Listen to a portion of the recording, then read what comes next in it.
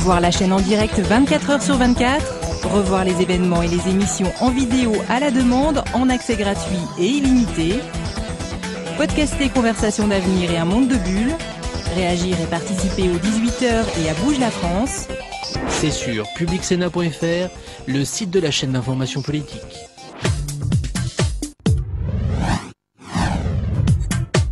Bonjour Jacques Attali. Bonjour. Comment un événement d'apparence mineure va-t-il influencer le monde de demain ? Chaque semaine, Jacques Attali revient sur une actualité souvent passée inaperçue. On va avoir de plus en plus les Jeux Olympiques devenir une entreprise comme les autres. Est-ce qu'on peut dire qu'il y a des pays qui, à l'avenir, auront les moyens de financer les Jeux Olympiques et d'autres qui ne les auront pas ? C'est une question très difficile. Conversation d'avenir en compagnie de Stéphanie Bonvicini, c'est chaque semaine sur Public Sénat. Naturellement, tout le monde peut désigner que les mots veulent dire ce que chacun veut dire. J'essaye déjà de suivre ce que vous expliquez.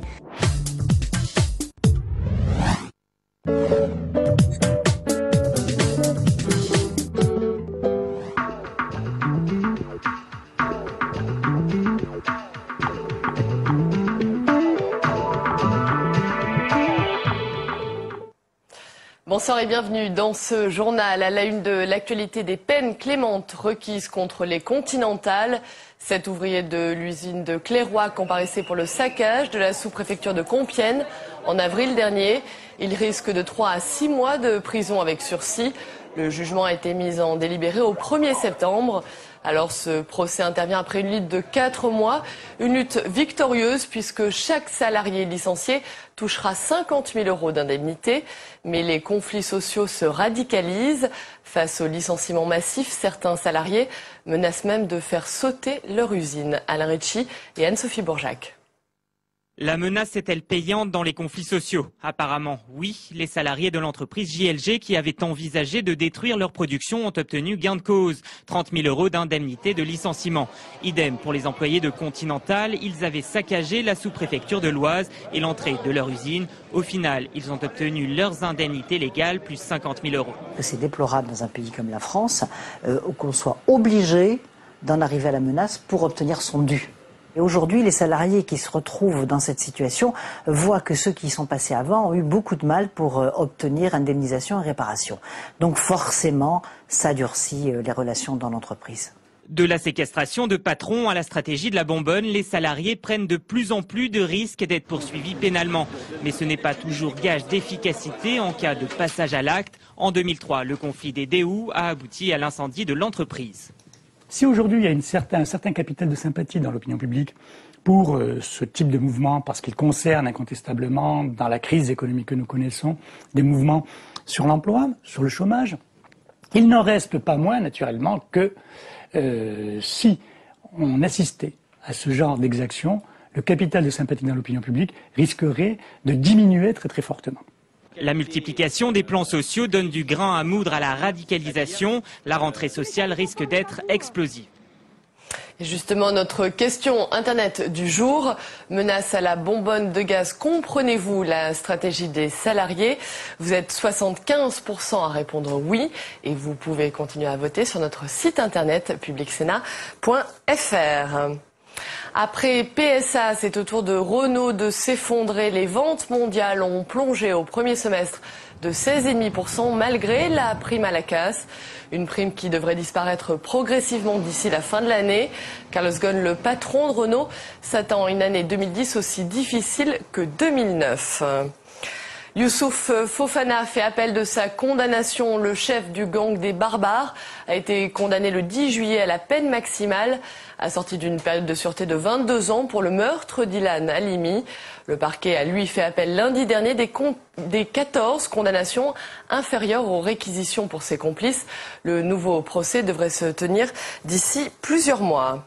Et puis justice toujours, Charles Pasqua renvoyé devant la Cour de justice de la République.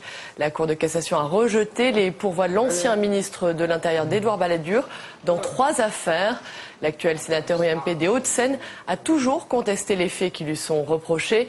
Charles Pasqua a déjà été condamné en mars 2008 à 18 mois de prison avec sursis pour le financement illégal de sa campagne européenne en 1999. Un gros bug pour 800 candidats au bac. L'Académie d'Île-de-France aurait mal saisi plusieurs notes des épreuves de français. Résultat, un 15 en lieu et place d'un petit 8, mais également l'inverse. Une fois cette erreur corrigée, il risque d'y avoir des gagnants, mais aussi des perdants. Fabrice Cunet.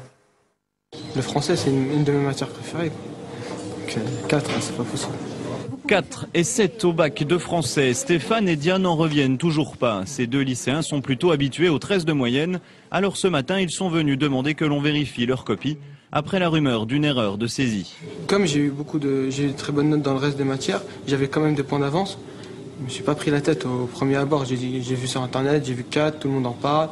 Je me suis dit c'est peut-être normal, peut-être qu'il y a eu une notation sévère. Mais ensuite quand j'ai vu cette histoire de notes mal tapées, de notes de cas de 800 copies à Henri IV dans les grands lycées, je me suis dit qu'eux au moins ils auront. C'est pas possible. 113,06. Mauvaise nouvelle ou heureuse surprise, la régularisation des notes est en cours. À l'origine de ce bug, une erreur humaine de saisie. Le problème a été identifié depuis hier soir et il est en train d'être corrigé. C'est-à-dire qu'il y avait des notes qui avaient été saisies par erreur à des mauvais candidats. Et là, les équipes sont en train aujourd'hui de saisir les bonnes notes. Les vraies notes seront renvoyées aux candidats la semaine prochaine. Stéphane et Dia espèrent ainsi pouvoir partir en vacances. L'esprit un peu plus tranquille. À l'étranger, au moins 9 morts dans une série d'attentats suicides en Indonésie. Des explosions simultanées ont frappé des hôtels de luxe au cœur de Jakarta. Paris condamne fermement ces attaques. Barack Obama s'est dit révolté. Nicolas Béard. En une seconde, tout a basculé. Peu avant 8 heures ce matin, une bombe explose dans un café de l'hôtel Marriott à Jakarta. 2 minutes plus tard, une seconde explosion dans un restaurant du Ritz-Carlton où de nombreux clients prenaient leur petit déjeuner. C'était terrible, particulièrement au Marriott. Il y a eu une grande fumée blanche et 5 minutes plus tard, le Ritz-Carlton a été soufflé à son tour. Le bilan est de 9 morts et une cinquantaine de blessés, dont 14 étrangers. Si l'attentat n'est toujours pas revendiqué, les soupçons se portent sur la Jemaah Islamiyah, un mouvement islamiste lié à Al-Qaïda. L'Indonésie n'avait pas connu d'attaque terroriste depuis le triple attentat suicide perpétré dans des restaurants de Bali en octobre 2005. Le président fraîchement réélu sur sa politique sécuritaire a condamné ces attaques. J'appelle tous les Indonésiens à maintenir l'unité et la paix dans notre pays. Aucun pays, aucune religion ne peut justifier une attaque terroriste, quelle qu'en soit la raison. La police penche pour des attaques suicides. Une troisième bombe a été découverte dans une autre chambre du Marriott. Elle a pu être désamorcée à temps. Ce double attentat met fin dans le plus grand pays musulman du monde à une période de stabilité de presque 5 ans. Voilà, tout de suite, on retrouve comme chaque semaine Caroline Delage pour son regard décalé sur l'actualité internationale.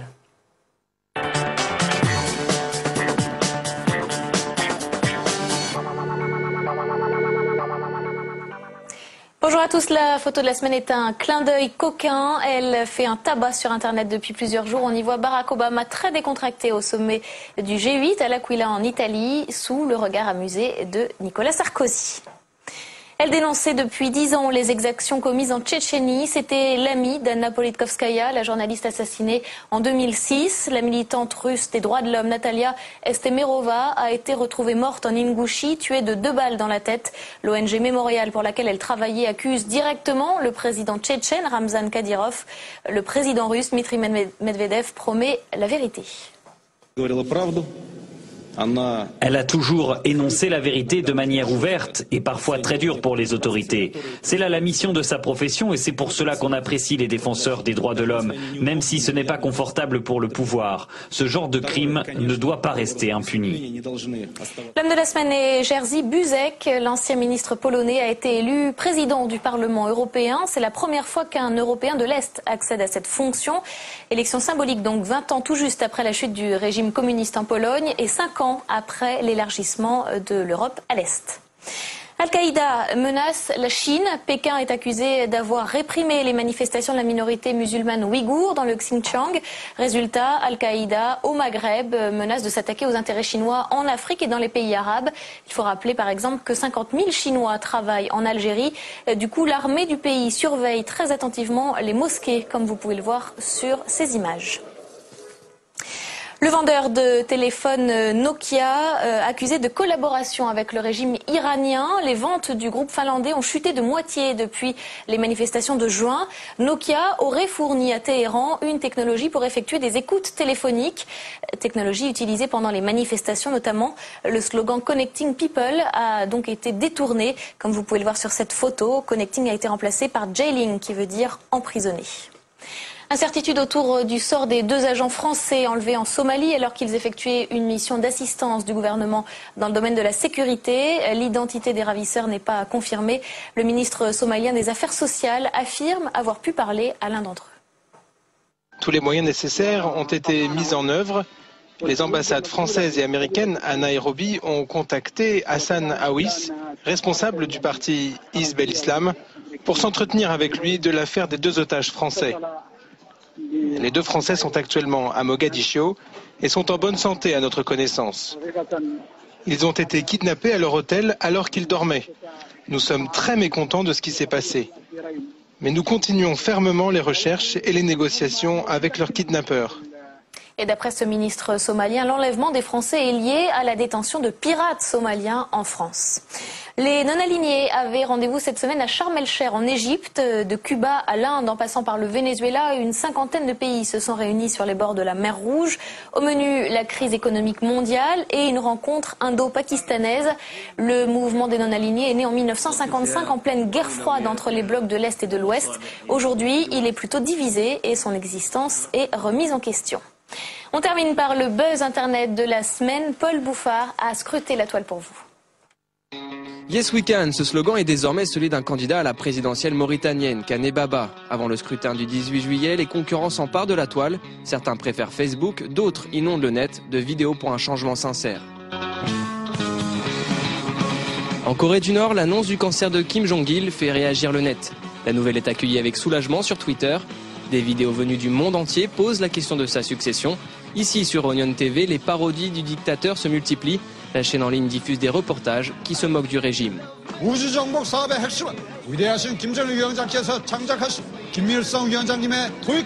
Royal Twitter. Après YouTube, la couronne britannique continue sa conquête de la toile. Buckingham Palace vient d'inaugurer sa page Twitter. Les sujets de Sa Majesté pourront ainsi suivre en ligne les royales activités de la reine Elisabeth ou encore du prince William. Et l'invité de C'est un monde cette semaine est Olivier Roy. Bonjour. Bonjour. Vous êtes politologue spécialiste de l'islam. En Iran, la prière du vendredi était très attendue. L'ancien président de la République, Rafsanjani, a appelé à la libération des prisonniers. Quel est son poids ? Son poids est énorme parce qu'il est à la tête de 2 institutions du régime, le Conseil des experts qui nomme le guide de la révolution et le Conseil du discernement qui s'occupe des lois, de l'islamisation des lois qui passent. C'est surtout l'homme de l'opposition, c'est lui qui est derrière très largement les autres candidatures opposées à Ahmadinejad. Donc derrière Moussavi notamment. Oui, derrière Moussavi, il soutient Moussavi. Et le fait d'abord qu'il ait pu parler, qu'il ait pu être le prédicateur du prêche de vendredi est important. Ça veut dire que Ahmadinejad ni Ahmadinejad ni le guide n'ont pu l'empêcher de présider cette prière. Deuxièmement, son message est très clair. C'est un message d'opposant, même si évidemment il respecte les formes. Il appelle à la libération des gens qui ont été faits prisonniers dans les manifestations et surtout il considère que les manifestants étaient dans le fond dans leurs droits, que ce qu'ils demandaient était parfaitement légitime. Donc on est là dans une épreuve de force complexe à l'intérieur du régime. Alors justement, donc suite à cette prière, des milliers de manifestants sont descendus dans les rues. On avait l'impression que le mouvement était un peu étouffé par le régime. Est-ce que là, il est en train de reprendre ?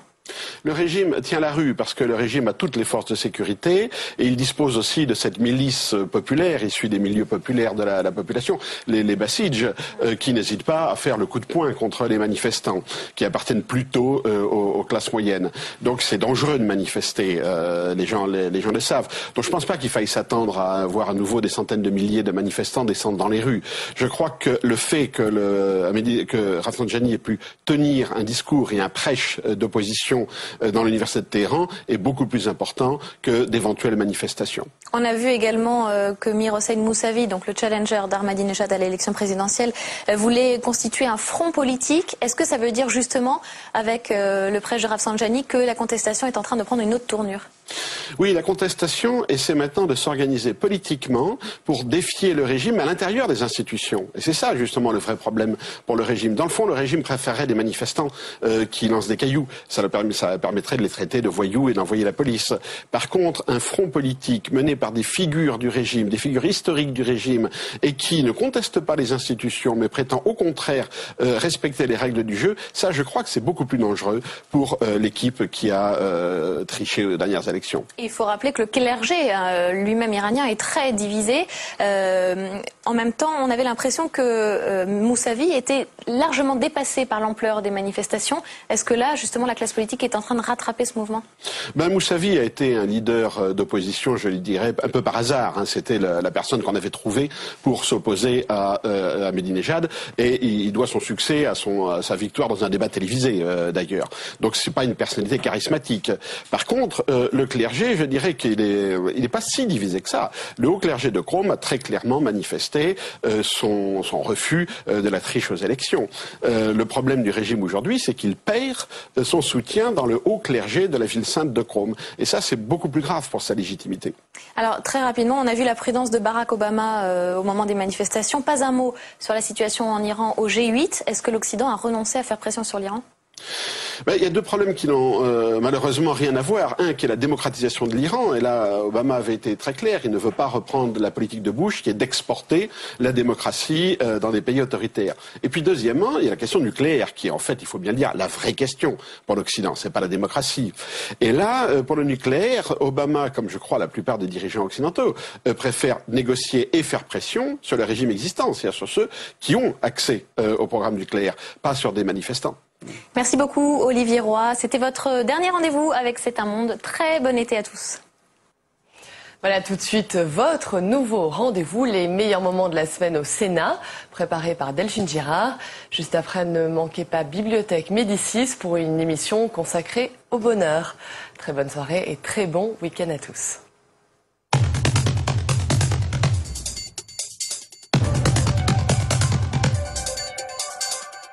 Nous voici réunis pour le rendez-vous traditionnel, le rendez-vous de vérité budgétaire et comptable de l'année avec ce projet de loi de financement, de règlement des comptes et rapport de gestion pour l'année 2008. Nos concitoyens ont plus que jamais besoin de la vérité des comptes et nous faisons beaucoup d'efforts pour que les documents établis soient des documents de plus en plus transparents. Et à mes yeux, les ministres, comme les élus, ne seront crédibles que s'ils restaurent la lisibilité et la transparence dans ce domaine si important. Le déficit budgétaire arrêté dans ce projet de loi est de 56,3 milliards d'euros, soit une augmentation de 14,6 milliards par rapport à la loi de finances initiale, et fait plus significatif d'ailleurs de 4,8 milliards par rapport à la dernière prévision du collectif votée en décembre dernier. Cette détérioration du déficit n'est au fond que, je dis que, la traduction des chocs que nous avons connus l'année dernière. Deux phénomènes majeurs caractérisent l'année budgétaire 2008.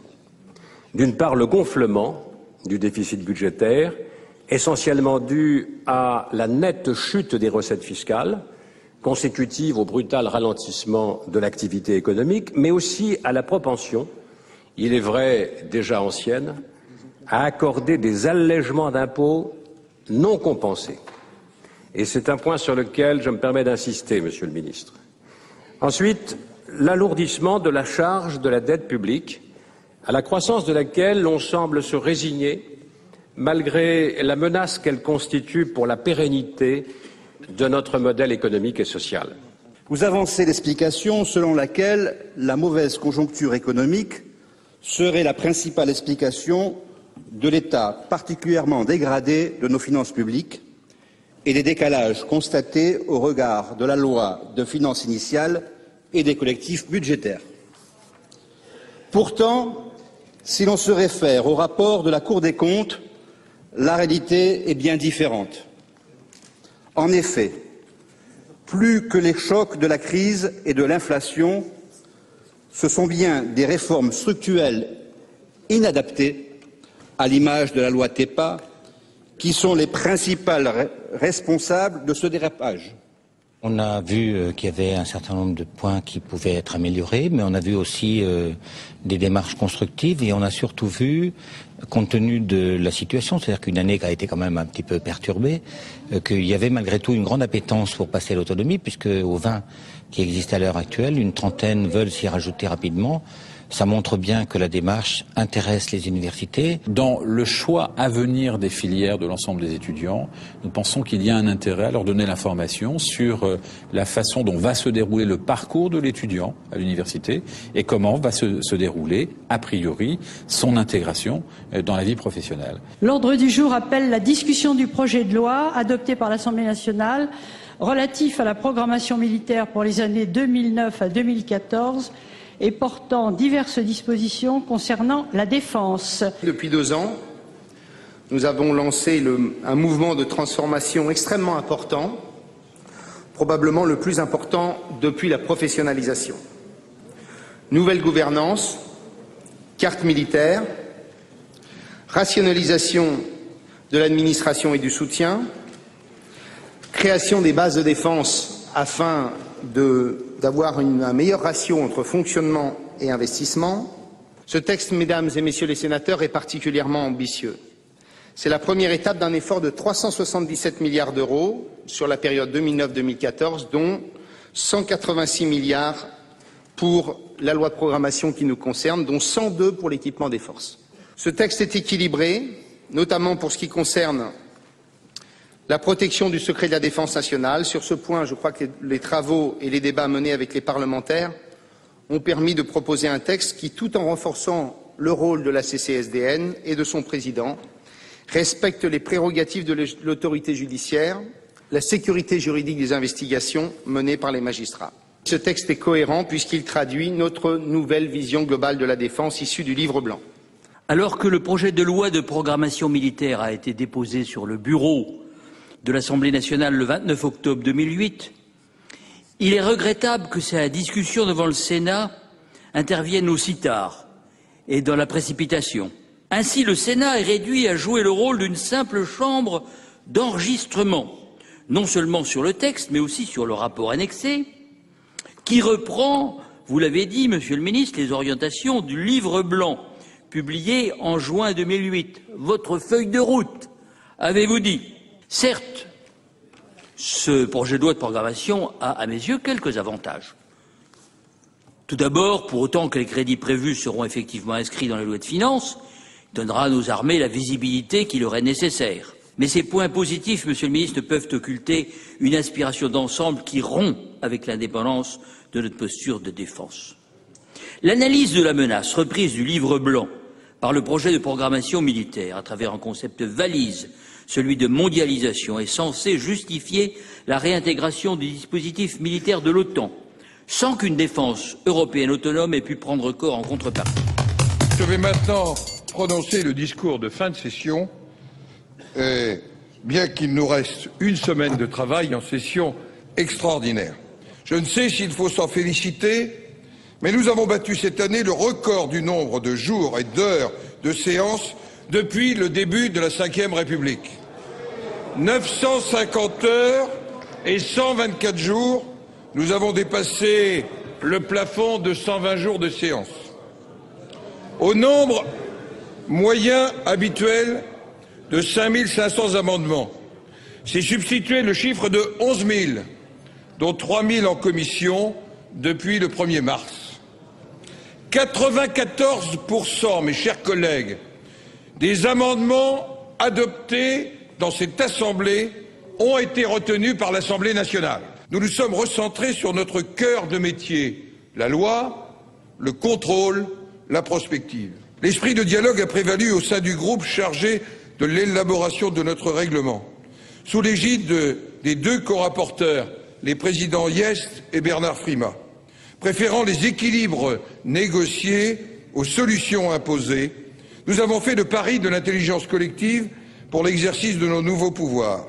Nous avons recherché une meilleure maîtrise de notre temps et, de ce fait, une plus grande lisibilité et un intérêt accru, je l'espère, de nos débats pour nos concitoyens. Nous avons voulu que cette démarche n'affecte pas le droit d'amendement, et qu'elle renforce la dimension politique de nos travaux. Notre rôle de passeur n'est pas à sens unique. Il ne s'agit pas de nous faire seulement l'interprète des attentes, parfois des angoisses de nos concitoyens. Nous devons aussi les éclairer. Les 343 sénatrices et sénateurs sont donc les passeurs dans les décisions nationales de ce que vous avez appelé ici, dans le cadre d'une mission, l'intelligence territoriale. Encore quelques jours, et vous tous, mais aussi nos collègues comme votre président, vous allez pouvoir prendre quelques semaines de vacances amplement méritées. Je vous les souhaite, pour reprendre l'expression tout à l'heure de notre collègue Frécon, estivales et revigorantes. Je vous remercie. Je me trouve dans une situation un peu singulière en cet instant, puisqu'à une semaine près, j'aurais pu, tirant le bilan de la session ordinaire qui s'est achevée, me reconnaître dans les acteurs qui ont, tout au long de ces semaines, été ceux qui ont nourri et fait vivre 2 semaines, alors, le travail du Sénat. Et donc je me sens d'autant plus fier, au nom du gouvernement, de pouvoir en cet instant m'adresser à ceux qui étaient, il y a encore peu, et qui tiennent une grande place dans mon cœur, mes collègues, mes anciens collègues. Et vous posiez la question tout à l'heure, Monsieur le Président, naturellement en y répondant, et je partage le sens de la réponse que vous lui donnez, à quoi sert le Sénat? Il sert la République, tout simplement, c'est déjà formidable. Monsieur le Président, mes chers collègues, ma question s'adresse à Frédéric Mitterrand, autant au tout nouveau ministre qu'à l'homme de culture, à l'homme de toutes les cultures. Mon plaisir est dans l'attente d'une réponse sincère et non conventionnelle.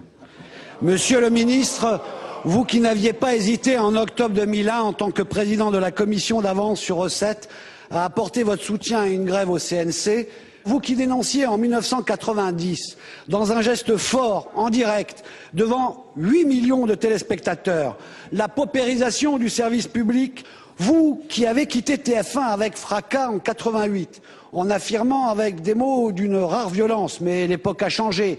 Je vous cite, ils n'aiment ni les Noirs, ni les Arabes, ni les PD, ni les gens de gauche. Autant dire que je n'avais pas beaucoup d'avenir. Aujourd'hui, ministre, vous engagez-vous à agir pour que le service public, au moins, reste un lieu où la diversité et l'indépendance soient garanties et pas celui où on aime d'abord et toujours le président Sarkozy. Monsieur Frédéric Mitterrand, ministre de la Culture et de la Communication.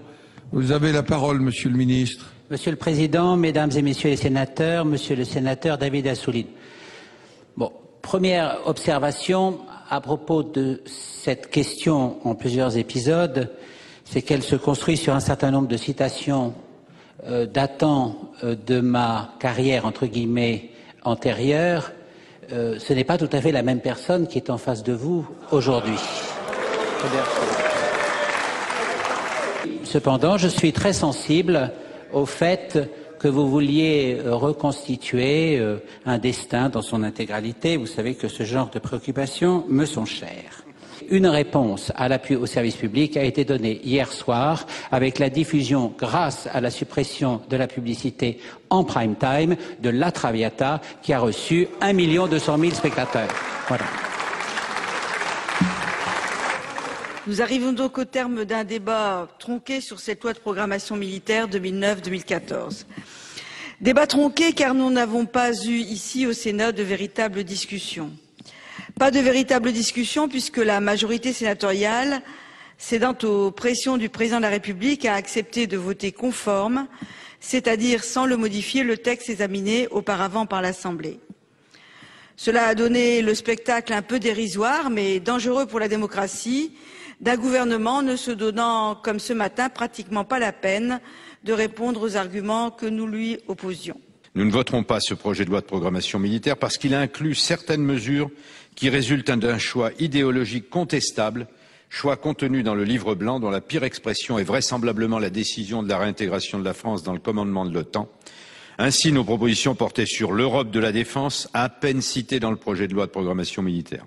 Nous ne voterons pas ce projet de loi parce que, et nous y reviendrons lors du débat sur le projet de loi de sécurité intérieure, nous n'acceptons pas le concept de sécurité nationale qui fait tomber la frontière séparant la défense nationale de la sécurité intérieure et qui aboutit à une autre organisation de la sécurité à l'intérieur de notre pays, plaçant ainsi l'ensemble des pouvoirs entre les mains du président de la République, qu'il s'agisse de l'organisation du renseignement, mais aussi de l'ensemble des forces de l'ordre. Je voudrais aussi remercier tous ceux qui ont participé à ces débats, qu'ils soient de la majorité, et leur soutien nous a été précieux, mais aussi ceux de l'opposition qui nous ont permis de rendre le débat vivant, quoi qu'on en ait dit. Car tout ce qui a pu être débattu ces quelques heures montrent quand même que nous avons pu échanger sur les aspects les principaux de ce projet de loi, qui est tout de même très riche. Ce que je voudrais retenir, c'est l'engagement exceptionnel qui a été pris par le président de la République de maintenir un effort tout à fait considérable en faveur de la défense dans ce pays. Parce qu'on aurait pu, après tout, comme cela s'est produit en des temps qui ne sont pas si éloignés, se servir en temps de crise du budget de la défense comme une variable d'ajustement. Voici le résultat du scrutin 199 sur l'ensemble du projet de loi.